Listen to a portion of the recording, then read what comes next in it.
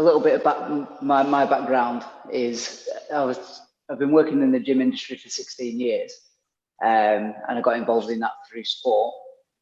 And then working with the general public, what was happening was you see this people coming to you with the same kind of dysfunctional adaptations, and a lot of it is around, well, the majority of it is around long periods of time sitting, which is something that it's not necessarily natural. We weren't always going to be sat down in chairs. Not only that, when we start to train in any way, we create positive adaptations and dysfunctional adaptations. So when you look at the human body, the human in comparison to any other animal in the animal kingdom, we don't actually do anything really well. We don't climb as well as other animals, and we don't run as well as other animals. But what we do is we adapt better than anything. We are the best at whatever we want to go into, we will adapt in that way. But there comes a responsibility with that, because we adapt to the stimulus, and we adapt also to the lack of stimulus. So if we sit down for long periods of time, the body becomes stable in areas like the hips. The muscles actually shorten, and the glutes, where so much of your power is, and the things which protect your back, they become dysfunctional. They become cushions, because we sit on them all day, and all that's happening is the body is just adapting to what it thinks we want it to do. So once we kind of understand that, it's not about thinking that the pain is coming from weakness or tightness, which is quite common for people to believe, but more so that it just comes from imbalance. And once we know the imbalances that we're creating through either sitting down or twisting the same way all the time, or holding something for long periods of time, we can start to look at the other side of it and try and rebalance the body a little bit. And there's some practices out there really good. I think Hatha yoga, just as an example, the 26 postures that you would go through, they're all really well balanced. And if you've been to Bikram yoga, or you've done some Hatha yoga, you'll probably notice that half of the exercises feel really good, and half of the exercises feel like really quite tight. And that's just because there is an imbalance there. So something like that, which is really general, space general, what I would recommend to anybody really, just because you kind of start to realize where your imbalances are. And the moment that you realize that we're not specialists, we're generalists. So if you do certain patterns over and over and over again, we are going to start to become specialists, but we're going to compromise what our natural state, and that's where we're most in harmony, really. But knowing that, if you sat down for long periods of time, then we know that the two really important things that we can do is activate the glutes by doing glute bridges, and also lengthening the hip flexors. So if I'm sat down in this position for a long period of time, these muscles shorten. So when I go to do a squat, you'll notice that the first thing that happens is I want to collapse, because these are short. So an easy way to do this. So from here, this is just a hip flexor stretch. I'm driving my hips down towards the ground. And if this starts to loosen off, and it will do eventually over time, then we can reach back and take hold of the foot. And again, this is just going to go into a deeper stretch. So if you think of the sitting down position, shortening and switching these off. So we're going to combat that, we're going to lengthen them, and then we're actually going to do the opposite of the sit down, which is driving our hips up nice and high, and squeezing the glutes together. And I would recommend for anybody, if you're sitting down, for every hour that you sat down, you need to be adding some of these exercises, even if it's getting up, moving around, stretching them out, because over a long period of time, we don't see the dysfunctional adaptations at day one, and we don't see them at week one, we don't even see them at year one.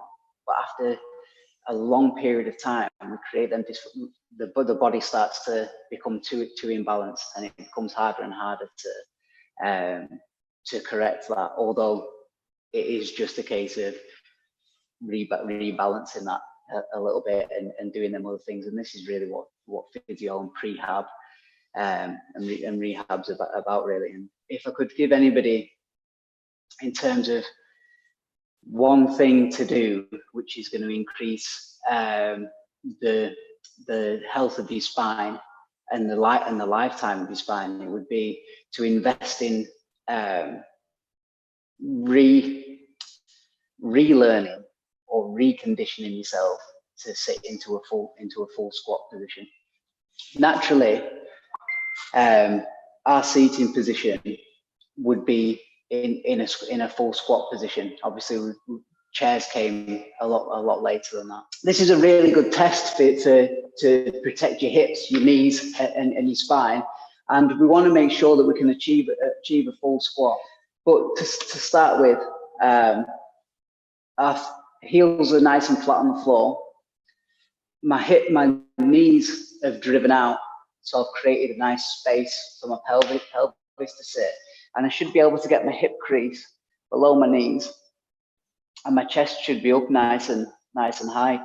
Now, after prolonged periods of time of sitting down, what tends to happen is we can't get into this position because the hips stay up and the chest starts to come down. And what we're trying to establish is we want to open the hips up. Now, what this is doing is we're maintaining the health of our knees, because we're creating the compression. There's more synovial fluid there, and that all helps towards your spine as well. So what's really important is that the knees don't go beyond your toes, but they do track over the toes.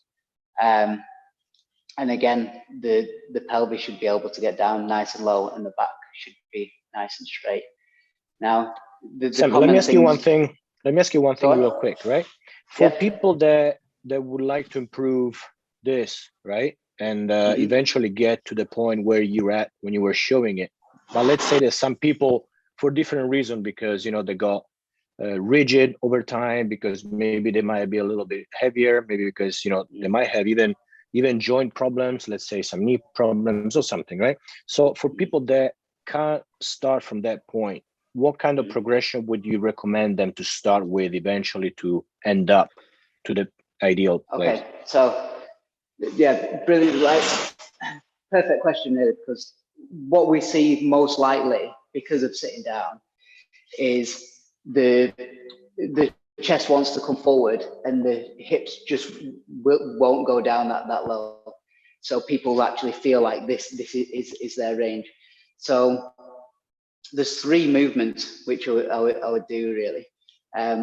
One of them is, which I've showed you there, the hip flexor stretch from here, making sure that these are loose enough to be able to achieve the depth. And I would probably recommend you actually hang out in this position, driving down towards the ground for at least 90 seconds. And the tension should start to release a little bit. And once the tension starts to release, then I would just take it that little bit further for an extra 30 to 60 seconds. And of course, we're going to change over and do exactly the same on the other side. So when we're sitting also, not just the shortening of the hip flexors, but what will happen is we have something called fascia, which is, it's like a white material that when we start doing a movement pattern repetitively, it actually grows around the pattern. And this is what we call muscle memory. Eventually it happens, the movements happen naturally because the fascia has now formed to support that movement. So this is great if you want to be a specialist and you want to become an athlete and you're getting paid for them to specialize in that.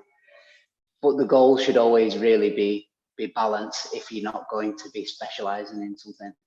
So if you know that you're doing something repetitively, you really want to be trying and create the balance. So what happens with the fascia is it's all grown around the hip area, and it becomes really hard to isolate the hip bones. So the hips start moving. As I do this, the hips want to move over, and I don't have the ability to achieve the depth. What will tend to happen is from here, I want to try and take the knee to the side, and I want to try and get the leg as close to the ground as possible. Now, to start with, what's going to happen is my hips, everything is going to want to move over to the side, because the fascia is solid and it's supporting everything being stable, because it's stabilized, because we've just been sat there and it's adapted to that. So what we're going to do is we want to try and keep this hip where it is, and then we're going to try and drive this down towards the ground. And initially you'll just get this, but we'll work it. So from here, we're going to do this 10 times. And then on the last time, we're actually just going to hold this down, and then you feel this pinch right into the hip. And eventually we're going to do 10, and I'm going to hold for 10 seconds, and I'm going to change legs. So this is great for opening the hip space. Also, we can spend time, once we're able to achieve this and we can get the depth, and it's really healthy to spend some time actually just loosening the hips from here, and then also rotating the knees. What we're doing is, if you imagine a joint, it's like a ball and socket, and it hasn't been moving very much, you know, it needs lubrication, and it needs to start being exercised to use that full range. So once we're here, this is exactly what we're doing. We're rotating from here, and we're opening the hips up. The good thing about this is once we're in this position, there's lots of things which are happening. There's lots of internal things which are happening, but just externally, all the weight which I'm bearing comes to my hips, and it relieves the strain from my knees. If I'm continuously up and I'm bending and I don't have that mobility, all the strain goes to my knees. Thing that you see with people, that we almost take it as a given, that when you get to a certain age, that's how you're going to stand up. On my back. It shouldn't be stiff when we stand up. It's just because we're not really using the full range of our body, and then the strain starts to go to all the things. The legs tighten to stabilize them. As soon as we know, like, them dysfunctional adaptations that we're causing, then we can start to combat them by lengthening the hip flexors, opening the hips up. And I would really say to anybody, try and practice sitting in the squat for 10 minutes a day. To start with, a great practice is, if you try and accumulate 10 minutes in the squat each day, trying to hit all them things. So 9 straight shins, the heels on the floor, the hip crease below the knees, and the chest is upright. And once you can achieve that, and you're here, so I would say try and accumulate 10 minutes. If it gets to the point where it's really uncomfortable, stop the clock. You're going to shake your legs out, and then you'll go back into it and start the clock again. It's a practice that you can do for 30 days, 10 minutes every day, but it'll dramatically improve your lifespan, really, because what tends to happen is, as we lose the ability to squat, we lose the ability to bear weight, and then the weakening of the bone. So osteoporosis comes in when we're not creating any when we're not loading the skeletal system, and then obviously it's very common for people, when as they get older, the bones are more brittle. They have a fall, they break the hip, they break the femur, and then that causes internal bleeding, which the respiratory system isn't then able to to cope with, and that's actually then people go down a dying of old age. But actually, if we bear weight and we do these things, we look after our spine, there's no reason why you shouldn't be able to bear load and achieve these full ranges of movement throughout the whole of your life. And I do believe that the ability to do that, you see it in hunter-gatherer tribes where back pain is almost non-existent unless something external, something physical or external happened.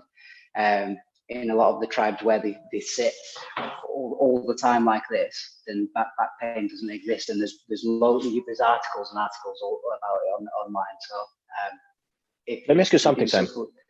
Go ahead. Do you think that, I guess that flexibility and strength go hand in hand, right? And so, you've been showing and recommending what we could target with some simple exercises, like to stretch and gain that flexibility back a little bit. Would you recommend, as well, to go with some strengthening, some specific strengthening routine or something that obviously the core, I guess, is the most responsible for that, but would you say that they should go hand in hand? Yeah.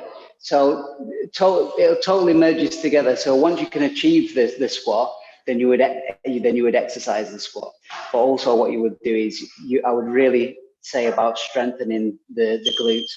If you think when we're sitting down, we're literally, some of the biggest muscles in our body, we just sat on them, we turn them into cushions. And then this is where a lot of lower back pain happens, because we lose all that support. The IT bands tighten to do that. So sometimes what happens, Steph, is when something's weak, other muscles tighten to support the weakness. So when the glutes are weak, the hamstrings and IT band tend to tighten. And when we try and fix the problem, we often go to the IT band and the hamstrings. But actually, sorry, would you like to quickly say what the IT bands are for people that don't know what that is? Okay, so it's a muscle which runs from the top of the hip right the way down and it's an incision at the bottom of the knee, and the hamstrings run from the bottom of your glutes, which are your bum cheeks, and down to the back of the knee. So then what tends to happen is these become tight because the glutes are weak, and actually it doesn't matter how much we deal with that tightness. If we strengthen the glutes, then muscles will naturally relax anyway. But a great test for this is trying to achieve that really solid squat position, because once you can get into that squat, you kind of know that you're hitting them markers. The hips are going to be healthy, the knees are going to be a lot healthier, your spine's going to be a lot healthier because you have the mobility in your hips, your hamstrings aren't tightening up. So when the glutes are weak, the hamstrings can tighten, and then all this is rooted to the lower back. And as we stand up, we're in this position, and then we feel that pull on there. And that's quite often why when we're moving from a seated position into a standing position, we feel that tightness in the back. What's also quite interesting but disappointing is we spend time in the gym and we see people who aren't achieving like the full squat, and they're going to the gym 5 times a week and they're really working out really hard, but they're just kind of like reaffirming like the negative patterns, when really if they just spent 30 days, achieved a really healthy squat, the amount of muscle tissue which you're going to be able to, which you're going to activate, so your metabolic rate goes up, you burn more calories, that's then responsible for weight loss. They were actually saying that in the past that they were treating diabetes, type 2 diabetes, with heavy squat routines because of the knock-on effects of being able to bear the load and on the metabolic rate and insulin sensitivity. So with so much of it, so many ailments kind of come from this foundation that we're not kind of using our body how it was designed to, and then we deal with the effect instead of the cause. I'm not sure what you guys are like in terms of whether you can squat, but it's a great test to do, and you can just start doing these stretches straight away. But the thing you want to remember is activating the glutes and loosening the hip flexors, and that should get you there really. Awesome. Yeah, that's what I was talking about. Is universal principles that then you can adjust and apply. Let me ask you one thing. For people like myself or like the people that are listening that are locked, apart from that bad posture and the sitting, but often we're locked into these sort of positions where the top of your shoulders, your arms are pressuring and they are constantly engaged, and as well the wrists. What would you say would be, is there something that could be done in order to release that tension and in order to kind of counteract and balance all that activity, which is very specific and prolonged? Yep. So just as like if I was going to prescribe something like really quick and easy, I would say something like hatha yoga, where you're going to, when you go through them movement patterns, you're going to find some limitations which have been caused by them, by the things that you're doing on a daily basis. And one of them is obviously you're going to struggle to open up the chest and the upper back. What tends to happen when we're sat in the same position all the time is the upper back becomes like a stabilizer. So all the muscles which are independent start to kind of work in unison. And then when you do go to do things sit with a single arm, all the strain just tends to go to the shoulder, as opposed to using all their muscles in your back, because they've been told this is how we are now, so I would definitely say, if you're going to do any kind of exercise, make sure that you're doing unilateral work where you are opening up the upper back. It ties in with the squat, so it's also like a really nice little test. But we want to be able to achieve from here. If we start to rotate the elbow and open up, if we can get past 12 o'clock, then that's really good. I'm going to follow the elbow, so the elbow comes up and then they open up. What this is helping to do is, obviously, it's increasing the mobility in my hips, but it's opening the upper back up and it's helping their muscles work independently. There are some, it's your thoracic spine which you'll be struggling with by sitting in that same position all the time. So there are exercises that you can do which are going to help open your chest up and start helping their muscles work individually. And also another one which is good. We're going to drop down from here, and then I'm just going to open up from here, and we want to be trying to achieve that nice parallel. And you will actually feel that pinch in your back a little bit. Some people are probably only going to get to here, which is consistency. You just add that to your daily routine, really. For the tattooers and the people who sat down all the time, I would say 3 times a day you want to be doing like a little maintenance routine, whether it's yoga postures, but just that combat these things. If you're on a break, make sure that you're opening your hips up, make sure that you're opening your spine. And in terms of the wrists, if you're holding a heavy machine all the time, then you're kind of sending the signals that it needs to be stable. So we do want to start to mobilize the wrists a little bit. And I would recommend this at the beginning and the end of the day. And there is just a little routine, which from here, I start with my hand in front of my knees. I'll show you from the side. I'm just going to rock, and each time I'm just going to bring my hands a little bit closer to my knees. And once I get to here, I'm going to walk my hands around from here, and I'm just going to start to walk them away. You can rock back and see how that feels. This isn't something that I'd recommend you just jump into, but if you start to feel the strength in the backs of your hands, eventually you should be able to do this and press up. You might actually want to just do that one at a time. And from here, spreading your fingers nice and wide, and then you want to be lifting the heels of your hands up. So on top of that, that's all a little bit of strengthening, but a lot of mobility, making sure that you have the flexibility in your wrists, and then things will just gradually improve. There's then the strengthening of them, but I would say there's a few exercises. One of them is if you were to, you know, you have so you have like a broomstick with a string on it, and you tie a weight on the end. It could even be like a milk carton or anything, and you will literally just roll the so this is really healthy.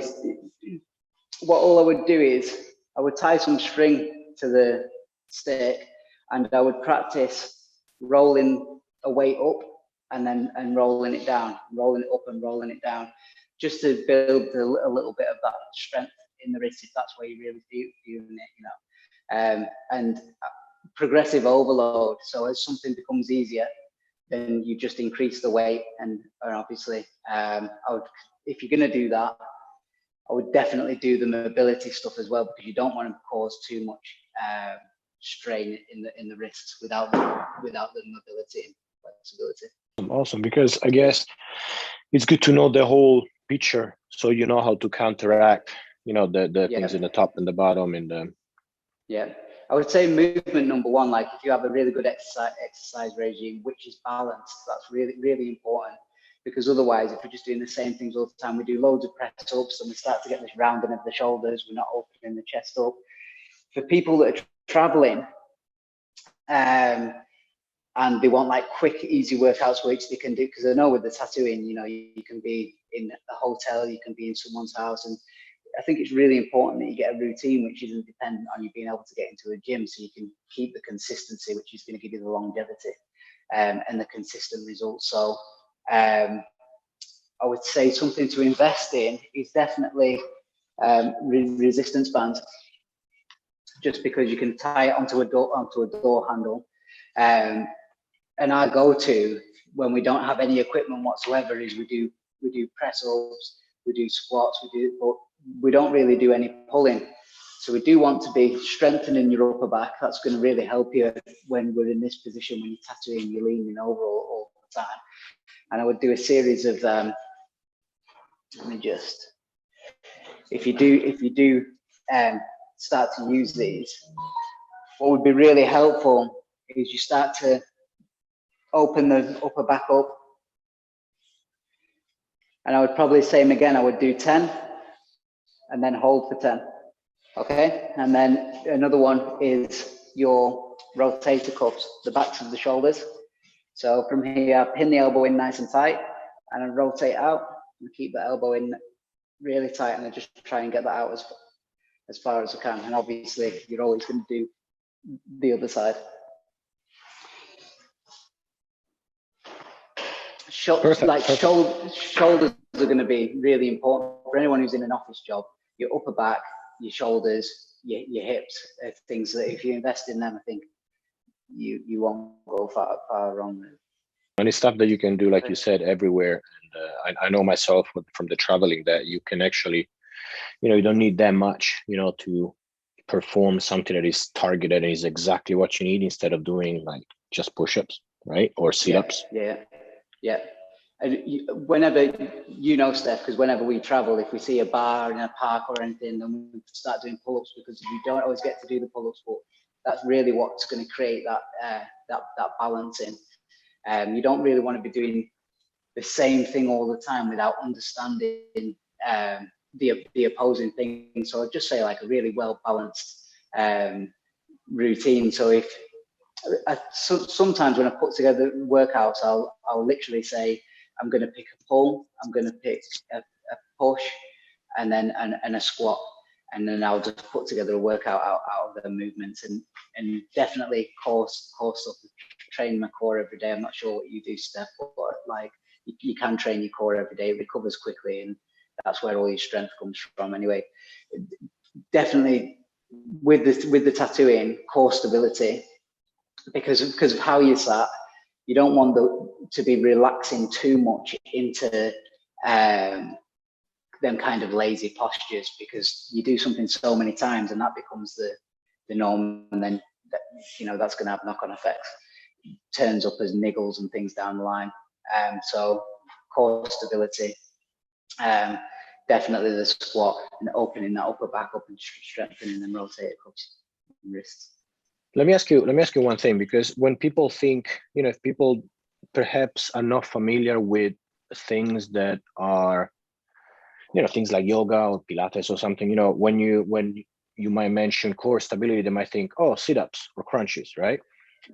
Is there some exercises, that you would recommend that are not necessarily, because most often than not, they're not the best thing you can do actually, but something that can reinforce, strengthen your core stability? That is not necessarily that. So remember as well, whenever we're doing crunches and we're doing sit-ups, everybody works on the front part of the body and neglects the back. So really, doing lots of sit-ups, we create so much tension in our abdomen that we're actually shortening the hip flexors again, and we are creating a lot of unnecessary tension. So 2 movements.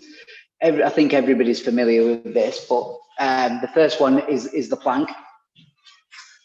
Okay, so we want to be in this position. It might start that we're actually just in this position, and we want to make sure that the lower back doesn't dip down.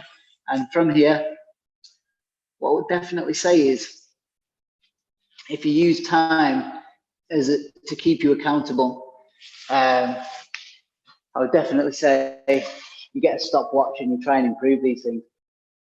It's either going one way or the other. We're either getting weaker over time because of our habits, or we're getting stronger over time because of our habits. We don't get to sit in the middle. Your body is always adapting to what you do. So it's really important that you try and increase your capacity, as opposed to you do less, you just get less, and you do more and you get more, but you don't get a choice to sit still, because time moves on and you're creating an adaptation. So I would kind of say, like, with that core stability, the first thing I would do is I'd get a stopwatch and I'd see what I can do, and whether it's the next day or the next week, then I'd gradually work to improve them things. The time will keep you accountable, and make sure that you're moving in the right direction and not getting weaker. And the other movement would actually be the opposite, which is it's called the hollow rock position. We point our toes, we eliminate this gap underneath the back. So if I'm relaxed here, I have this gap, I can get my hand under. So what I want to do is I want to round the rib cage down towards my pelvis. I bring my feet up. I'm going to sit into this position. Now, to start with, you might only be able to do this for 10 seconds. I would just say try and accumulate 5 minutes in as least sets as possible. So rest when you have to, go back into it, rest when you have to, go back into it. Eventually, you'll be able to hold that for a couple of minutes at a time. And that's going to really improve your core strength. What a lot of gymnasts do as their fundamentals. And same with the plank. We want the core to be able to be stable while we're relaxed and we're breathing. So we do tend to hold them exercises for as long as we can. Yeah, this is definitely, I think, the stuff that you need to know, very well compact. And so what about a workout that, people can take away and be done anywhere, anytime, without need for much? So what I would say is, because we are generalists and we don't want to become too specific, unless you were going to be a professional athlete and you were training to do something, so you are just going for that one thing. Any program that you want to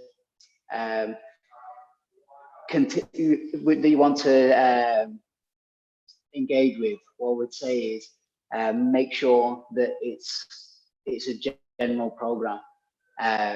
It's well balanced. So upper body, lower body, core stability. Say pick 4 exercises and make sure that, say if you're doing pushes one day, you do pulls the next day, make sure that you're balancing things out so that you're not kind of just becoming one thing. And I'd also say expose yourself to as many different training methods as possible and see kind of how your body adapts. If you're going to put something together, some little principles, so make sure that you are familiar with like the standard of movement. So for instance, if we're going to do a press up, we want to make sure that it's measurable, because over time, if we're just doing this, over time that might become this. We don't have any measure of it, so we don't know whether we're getting better, we don't know whether we're getting worse, we don't have any accountability, and it's not retestable. So if we have like a movement standard, so we say I touch my chest to the floor and I fully extend my arms. So from here, I touch my chest to the ground, I fully extended. That's never going to change. So if I can do 10 of them, then I can do 10 of them, and I know whether my ability is going up or going down. They should also be scalable. So if you can't achieve this, then I'm going to pop my knees down. And if this was hard work, then I'm going to use something from here. I'm going to touch my chest and I'm going to fully extend. But having that movement standard where I've touched my chest to the ground and I've fully extended my arm, I know that next time I do that, I know whether I've got better or I know whether I've got worse. And that's really important, just because that will keep you accountable. You can redo the workouts and make sure that you're moving in the right direction. And I said in a post that the stopwatch is your best friend. It's a personal trainer. It's never going to lie to you. Make sure that you time things and make sure that you kind of know, you kind of set a standard of movement. So if I was just going to take 3 exercises, if I was going to take the press up, I would be saying I'm going to touch my chest to the ground, I'm going to fully extend my arms, and then I have that same movement pattern. I'm going to do the squat, I'm going to say my hip crease is going to go below parallel, so the hip crease is below the knee crease, and then I'm going to fully open my hips up at the top. That's never going to change. So if I can do 100 of them in a minute, or I can do 5 in a minute, that's my measure. That's going to be accountable. And we want to always make sure that we're moving in the right direction, because, and I said the same thing before, if we're getting better, we're moving in the right direction. But if we're not doing anything, the likelihood is you're moving down towards the other end of the scale. And how we kind of contextualize it is we have sickness, health, and fitness. A lot of people say to me when they come in the gym, yeah, well, I'm never going to be a professional athlete. But on your way from sickness to professional athlete is health. So we should all be moving in that direction. And the only way we can do that is by making our exercises measurable. No matter what you do, set the timer and make sure you have a movement standard. So you can be honest with yourself as well. You know, if you set a workout, so I'm going to see how many of these I can do in 15 minutes, and you do that again in the future, you're going to try and beat it, and it's going to increase the intensity. And when we work out, the intensity is what actually brings the results. That's what brings that makes the body adapt. And before we kind of cut it off, what tends to happen is we don't prioritize exercising. And because our bodies are still like 10,000-year-old primal bodies, when we get stress stimulus, our bodies produce chemicals which, like adrenaline, cortisol, which circulate in our system. And what they actually do is they create our ability for the fight or flight response, because our primal bodies think when we come in contact with stress that we either need to fight or we need to run. And now what happens with the sedentary lifestyle and the kind of the way that modern life has unfolded is we become stressed. Our bodies release these chemicals, but we don't expel any energy. And the energies and the the hormones are going to keep on circulating within our body until they have an opportunity to be released. And if we have a lot of adrenaline, then this causes anxiety. And what the anxiety is saying is, burn this off, run. It's giving you that fight or flight response, and it's looking for an opportunity to expel that. So when we talk about the relationship between stress and exercise, is when we exercise, whether it's going for a run or it's doing body weight circuits, it's doing just that energy expenditure, we're getting rid of the cortisol, we're getting rid of the stress hormone, and then we can relax. A lot of people that I'm friends with will tell me, like, the best thing we can do if you've had a bad day is to go for a run. And it's not a coincidence. What happens is the stress hormones are circulating and we still have that fight or flight response.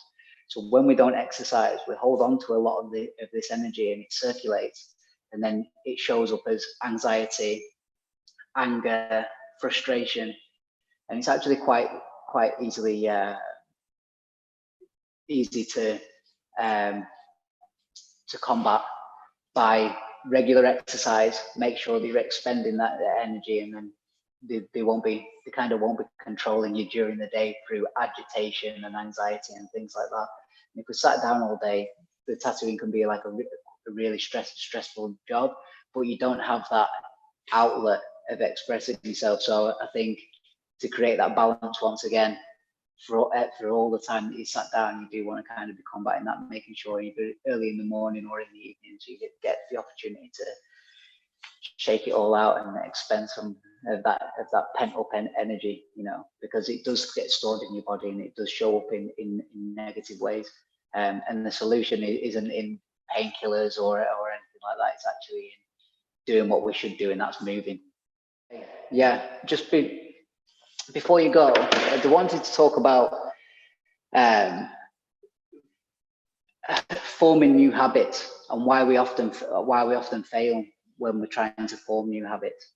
So if we don't make the time, quite often what happens is we're running on autopilot.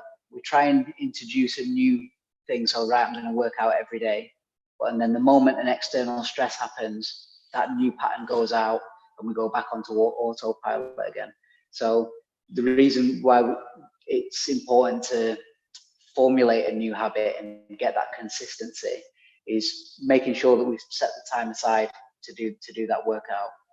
I would get a calendar and make sure that you cross it off every time you do it, so that you kind of have that accountability. And if you're continuously setting yourself goals that you're not achieving, we end up in this really negative loop of you set a goal, you fall short, and then you weaken your willpower because you just think that you're failing every time you set something. What I would say is you pick something really, really easy that you know you can do. And it might just be, when I get up in the morning, I'm going to do 5 press-ups, or I'm going to do 5 sit-ups, or sometimes it's having like a really healthy smoothie that tastes like terrible. But what you start to do is, it might be a cold shower. I know that you're into that as well, Steph. So as we do these things, we acknowledge that we're strengthening our willpower, that we set something that we can continuously achieve, and as we achieve it, we let ourselves know that is my willpower, and until we can eventually identify with ourselves as someone who is identified as somebody who has good willpower. Because what I see quite often is people are setting goals, the goals are too big, they fall short, they feel like a failure, and it just totally disempowers them. And we kind of have this concept where we say, slice it thinner, which means if you're setting a goal and you don't achieve it, pick something so easy that you can achieve it until you can reaffirm that pattern. And then from there, once you kind of know that you can achieve that thing, you've done it for 21 days or you've done it for 6 to 8 weeks, then gradually start to increase that thing. And once you strengthen your willpower and you know, when I say I'm going to do something, I do it, then you can start to take on them bigger things. But I just see this so often, people just sabotaging themselves, setting a goal, falling short, feeling bad about themselves, then wanting to set a big goal again, and just being in this kind of cycle. So start where you are and gradually increase it. Don't pick too big of goals, but when you do set a goal, make sure that you can achieve it. And if you don't achieve it, pick something a lot easier. It's really important that you kind of reconfirm within yourself that when you set your mind to something that you will do it, because then that will follow suit, as opposed to this continuous beating ourselves up that I want to eat better, but I never do. I want to exercise, but I never do. All we have to do is just pick smaller goals, but make sure we achieve them. And done is better than perfect. I will close it with this beautiful thing, and I'm sure that I will ask you to be here again, because there is so much to say, and actually it might even be helpful for people to break it down in sections, like because then they can digest it and stuff, you know. And I wanted to have you here as well, because apart from specific things like learning a skill and drawing this or in doing that, this is something that, you know, you are your best asset, so you want to invest in yourself. And I think, you know, what you talked about is one of the most important thing, which means, you know, get into your body and as well set your mind straight and works toward perfecting habits and stuff. So I think that's invaluable, you know. Invest in your body, because you are not going anywhere without it. Like that is bottom line. Like, if there's anything you're going to invest in, educate yourself. A lot of these things are seen as specialist. It's not specialist. We need to get into our body. We need to know. We need to know ourselves. We need to know how we feel. And the aches and pains which you're experiencing aren't natural. It's just over time of sending certain signals. But hopefully, you have a little bit of educate yourself about it. You get into your body and you can start to play and be yourself again and be alive again. You know, and that's what it's all about. Awesome, beautiful. Okay. Always good energy. Right. Have a lovely evening or day, whatever you are. All right. Bye. Thank you.